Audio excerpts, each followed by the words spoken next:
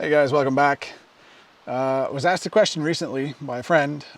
She wanted to know what things, what lessons I've learned that I wish I knew in my late teens, early 20s with regards to my finances. And I think she was expecting a magic bullet, a silver bullet, if you will. Unfortunately, there were many things. Not unfortunate. There was just a lot of lessons to learn. I guess I came from further away than most, maybe. So I came up with 22 of them.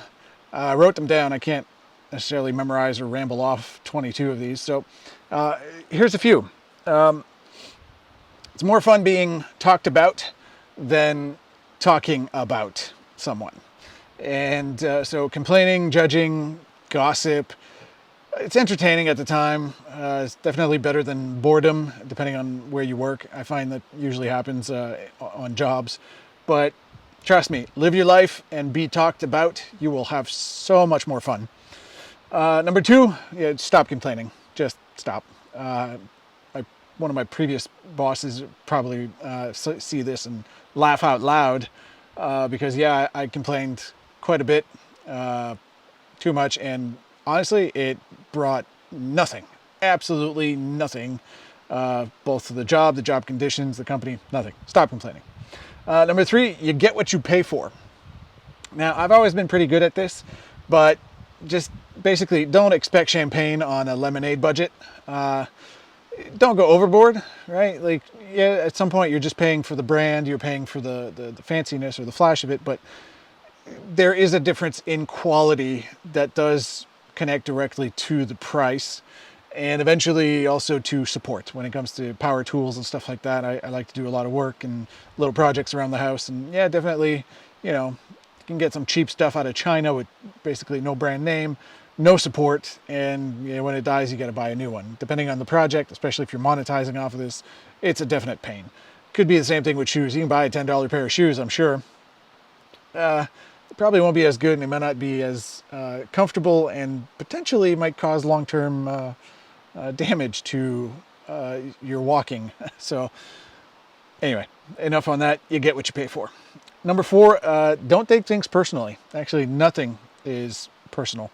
That was a hard lesson. I think for too long I thought things were either directed at me, against me, towards me. No, they really wasn't. It took me being in my 40s to realize, you know what, I hardly think about other people, so more than likely they hardly think about me unless I'm in front of them, so nothing's personal. Number five, outwork your imposter syndrome. There's something called the Dunning-Kruger, whichever, Dunning-Kruger, I think, that you have the peak amount stupid, which is on a graph where people know so little about something that they think they're experts. And then as they start to discover that they really don't know much, they enter something called the Valley of Despair, which is a big U shape. And then they start to climb towards, balance, where they're never sure that they know what they need to know, or that they might have forgotten or missed something.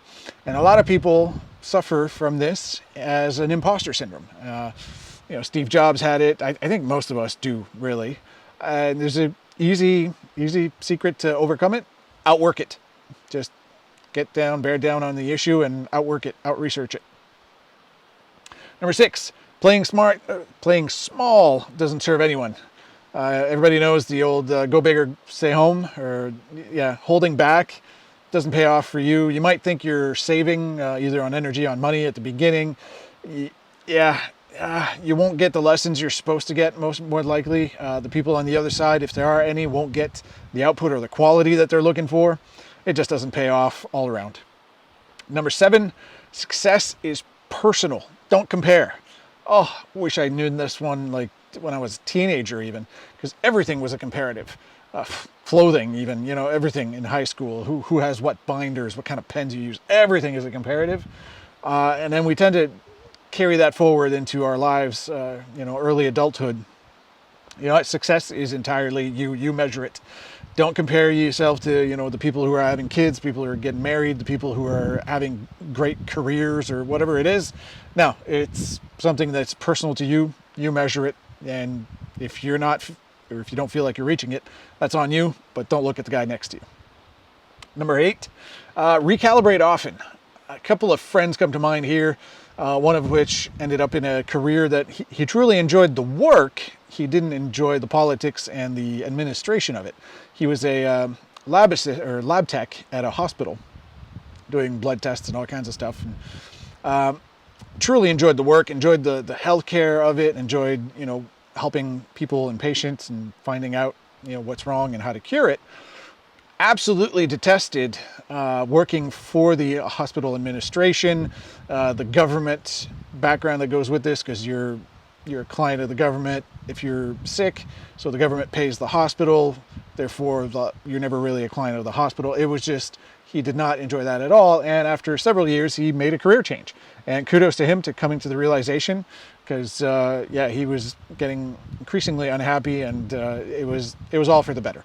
Not to say that he enjoys his job more, not necessarily. At the very least, he made a change. He tried something new. What are we at? 9, fail fast, fail forward. That too, fear of failure has held me back sometimes. Wish I didn't fear it, because you know what? A lot of times you fail for yourself. There's nobody there to tell you ha ha or to laugh at you. You just, you fail, you move on, you take your lessons and keep going. From there, what do we have? Number 10, you are the average of the people you hang out with. This held me back for a long time. I never understood it. I thought it was, a way for my parents to tell me to get new friends, because my friends were bad influence. Some of them were sometimes, but I was also participating in that cycle. But what it really means is, if you're the average of the group and you're hanging out with 10 millionaires, you're probably going to be a millionaire soon. And if you realize that in your group you are the average currently, then that means there are people that are being propped up by you, and there are people that are being held back. And if you are at the top of the hierarchy in your group, you are doing better than anyone on everything that you want to excel at in life, and that's important. You might want to diversify your group. Not saying you can't be friends with those guys, but maybe start incorporating fresh blood and start diversifying who you hang out with. You'll learn new things. You'll gain perspective, which is invaluable. And it'll lead to great things. I've forgotten what number we're on, but maybe we'll post it on screen here. Context and environment matters. This was a very complex one that I learned through my career. Is just because I had a good idea or a great idea, implementing it and where I wanted to implement wasn't necessarily going to work. An example of this is the musician Joshua Bell. He's a violinist, sells out huge concert halls. He's probably one of the best in the world at what he does. And 2 days before playing a sold-out concert in Boston at roughly $100 a ticket, he played in a subway. He, I believe, still had his $3.5 million violin with him in the subway. Thank God most people don't know how to look for those, but no one paid attention. He was a world-renowned, top of his field violin player in a New York subway, I think, just playing away, and made maybe pocket change. I'm not even sure if his case was open in front of him. Nobody really paid attention. Yet 2 days later, in front of a sold-out audience, massive acclaim. So context and the environment matters to what you're doing, and that goes for everywhere in your career, in your life, whatever it is that you're trying to sell. Even if you're just selling an idea, it matters. It's never too late. That's you can think back to my friend who made a career change. He was well into his 30s, had done years of schooling, had almost a decade in the career, which in this case it's a unionized job, so there's a whole seniority and pecking order thing going on. Gave it all up. Never too late. Just go ahead, pivot, change, or start whatever it is that you think you need to start. In the case of investment, it's never too late. I mean, it may seem too late. Actually, most people think it's too late no matter what age they're at. It isn't.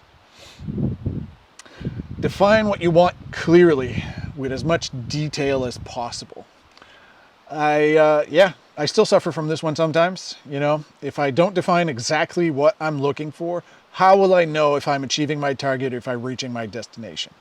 And If I leave it too broad, then the result will be just as blurry or out of focus and might be acceptable or might not be. So define what you really, really clearly want. And yeah, that goes for everybody, whether you're a doctor, lawyer, investor, solopreneur, whatever it is, define it. Oh yeah, overnight successes don't exist. That too, I used to look at, oh, well, you know, this guy, he's successful now because he started that in the 80s and it was a more opportune time, but now you can't just jump in and do it. Or guys like, you know, Zuckerberg and all those dudes who seemingly became overnight successes, and still today when there's a big boom, you know, I think Shopify was one that exploded just before the pandemic, and the guy had a great idea. Got to give it to him. Yeah, they worked on these things usually for decades. And in investing, it's a strange thing, but the dollar that takes you from $999,999 to $1 million is not the dollar that makes you a millionaire or multimillionaire or billionaire, whichever number you've decided for yourself. Yeah, that last dollar, that's not the one that makes it. And if it is, then yeah, you could say you were an overnight success on the day that $1 happened. But really, the dollar that made you a millionaire is the first one you invested years, sometimes multiple decades before. Don't take advice from someone who hasn't done it before you. That's happened to me before. I used to get dissuaded by people whom I thought I trusted, or you know, whatever. And yeah, I learned to just, you know what, if they haven't done it, if they haven't actually accomplished what it is that I'm trying to accomplish, I don't take their advice anymore. Whether it's positive or negative, I just, you know, put it aside. If you want to go fast, go alone. If you want to go far, go together. There are powers or strengths in both of these approaches. I've done things by myself before, and yes, I go fast. I can skip a whole bunch of stuff. It's all in my head. I don't have to explain anything. It's great. I don't justify myself or my expenses. Fantastic. You want to go fast, go alone. You want to go far, you want to build something complicated that has longevity or potentially a long life cycle, you're going to need a team, and that's pretty important. More on that one later. Mornings are important. I said that earlier. It was in an earlier video. I get up at 5 a.m. now. I used to sleep in. I used to enjoy sleeping in. I wasn't necessarily a night owl, but I definitely was not an early riser. Pretty much the habit of a teenager, right? And yeah, there's power in your mornings. When you wake up fresh, your brain waves are nice and you could say clear, or you're in a alpha wave cycle. And yeah, you can get a lot of stuff done. You're not cluttered, you're not preoccupied, even if it's just a half hour earlier, you know, so you can dedicate your mind to something that really matters to you. It's fantastic. No one's going to save you. Oh, God. You know, I long for the days where if I had a really big problem, I'd go to my parents and my grandparents, and they'd make it go away somehow. And, you know, yeah, no. In adult life, that doesn't exist anymore. No one's going to come save you. You will have to pay for every choice you make. And sometimes even choices you just don't make, they're going to cost you. So be very deliberate. And again, you know, make a vision of what you want, what you truly want. Decide and go for it. Learn effective communications. Oh, God. You know, saying the words is one thing. Saying the words to elicit the behavior or response that you need is something completely different. Become an effective communicator, because people can't read your mind. You know, don't expect them to. This will go so far for you in your career, whatever type of career, business you're running. If you're building a business, it's fantastic. It's, yeah, can't go about it. And then adopt a sustainable workout plan. So you only get one health, you only get one life. And I've had unsustainable workouts in my life where it was either too long or I was going to a gym and it was out of the way. And basically, yeah, I'd stick with it for months and sometimes years, but then something would invariably happen, life circumstances would change, and it would throw that whole routine right out the window. I now have a much more sustainable workout plan, as well as diet, that I've been sticking to for over a year now. probably 18 months, feel better, and I don't ever get destabilized no matter what situation happens. Most of the workouts I can do without free weights. I just need gravity. Fantastic investment in time. For me, it's a half hour a day, 45 minutes at most, and I don't even have to travel, so it's not like I'm going to a gym to get it done.